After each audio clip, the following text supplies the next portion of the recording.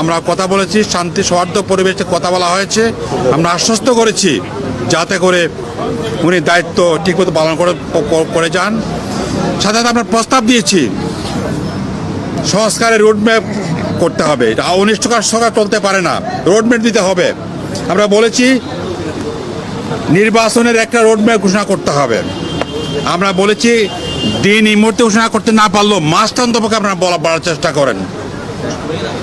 1-2 মাস আগে পিছিয়ে 25-এর হিসেবে আপনি বলছেন তো, আমরা বলছি 1-2 মাস আগে পিছিয়ে করে আপনি মাথা ঘোষণা করে দেওয়ার ব্যবস্থা করেন। আর বিচার হতে হবে।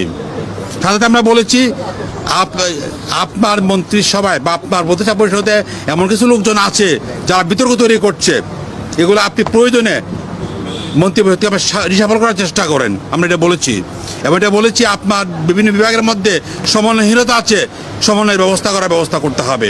আমরা এটাও বলেছি যে আপনি গুরুত্বপূর্ণ যে সমস্ত পলিসি ম্যাটার্স, করিডোর বন্ধ ইত্যাদি এইসব ব্যাপারে সিদ্ধান্ত নেওয়ার আগে রাজনৈতিক দলগুলোকে ডেকে কনভেনশন করে বোঝানোর চেষ্টা করেন যে কী ভালো কী মন্দ আছে।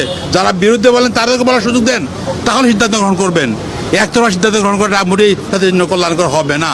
আমরা বলেছি যে আপনারা সবাই মিলে চেষ্টা করেন যাতে ঐক্যবদ্ধ করার জন্য।